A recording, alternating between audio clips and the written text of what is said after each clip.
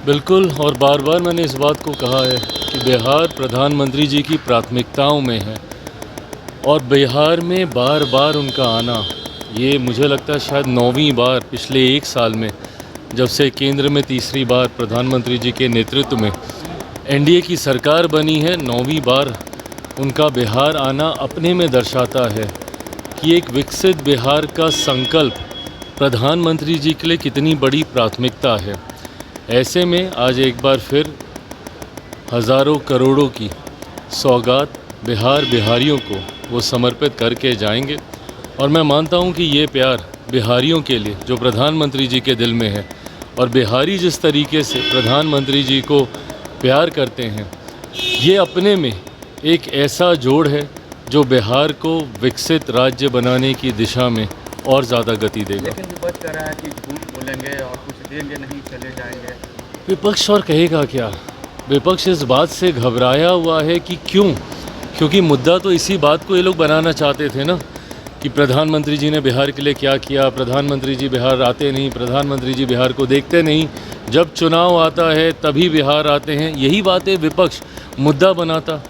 पर जिस तरीके से निरंतरता में ना सिर्फ प्रधानमंत्री जी बिहार आए, ना सिर्फ प्रधानमंत्री जी ने बिहार को लाखों करोड़ों की सौगात अभी तक देने का उन्होंने काम किया, बल्कि जो योजनाओं का उन्होंने शिलान्यास किया, जिन योजनाओं को, उसका शुभारंभ भी उन्हीं के हाथों हुआ है और आगे भी कई ऐसी योजनाओं की शुरुआत प्रधानमंत्री जी के द्वारा की जाएगी। तो विपक्ष के पास अब मुद्दा बचा नहीं, तो सिर्फ यही बोलेंगे कि भाई आएंगे, झूठ बोलेंगे, क्योंकि अब कोई ऐसी बात विपक्ष के हाथ में अब है नहीं जिसको वो आधार बनाकर केंद्र सरकार या प्रधानमंत्री जी या हम लोग की डबल इंजन की सरकार के ऊपर वो किसी भी तरीके का प्रहार कर सकें। राजद ने ट्वीट किया है और कहा है कि पिंडदान करने आ रहे हैं नीतीश कुमार जी का और राजनीति। गलत बात है ना, ये किस तरीके की शब्दावली है ये? इस तरीके से भाई बार बार मैंने कहा है कि आप कीजिए ना, नीतियों के ऊपर आप सवाल उठाइए, एसआईआर को लेकर आपने मुद्दा बनाया हुआ है, बनाइए, इन सारी बातों को आप बोलिए जो आपको लगती हैं कि भाई नीतिगत तरीके से गलत फैसले हैं। पर इस तरीके से कहना, पिंडदान, मुख्यमंत्री जी के बारे में इस तरीके के अपशब्दों का उपयोग करना, ये कतई उचित नहीं है, इसकी मैं निंदा करता हूँ। तेजस्वी यादव कह रहे हैं कि राहुल गांधी को पीएम बनाएंगे, जिस तरीके से जो जन समर्थन मिल रहा है। आज किस तरीके से राजद कांग्रेस के पीछे पुछलग्गू की तरह लगी हुई है, किस तरीके से राहुल गांधी जी को ये लोग पूरे प्रदेश में घुमा रहे हैं, ये अपने में दर्शाता है ना कि भैया राजद की ताकत कितनी ज़्यादा घट चुकी है, कि एक ऐसा दल जिसके लिए कहा जाता था कि शायद बिहार में अब कुछ बचा नहीं है, उस दल को साथ में लेकर इन लोगों को घूमना पड़ रहा है। तो ऐसे में ये बात स्पष्ट है कि राजद पूरी तरीके से अपना जनाधार खो चुकी है, और अब कांग्रेस जैसा दल जिसका देश भर में जनाधार कमज़ोर हो चुका है, उसके सहारे बिहार की नैया अब ये लोग पार करना चाहते हैं। जो बिल आया है सर, उस बिल को लेकर तेजस्वी यादव ने कहा है कि मुख्यमंत्री नीतीश कुमार और चंद्रबाबू नायडू जी को जेल भेजने की तैयारी में है।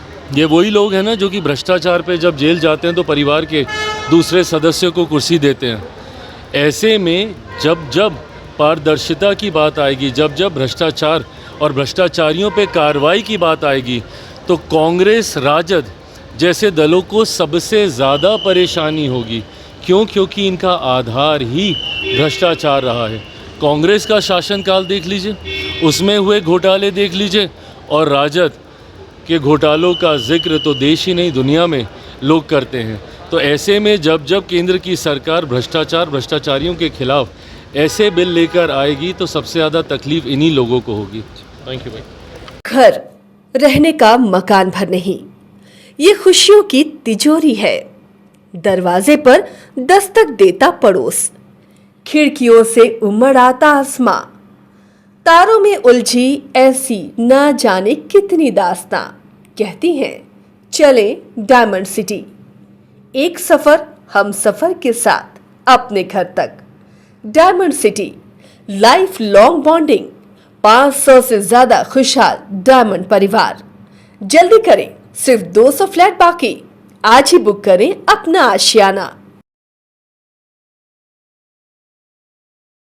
H2O City, higher quality of living, a project by Anshul Homes. Homes. Luxury 2 and 3 BHK flats with garden-attached balcony. Amenities are valet parking, swimming pool, clubhouse, kids play area, badminton and basketball courts. Anshul Homes, H2O City.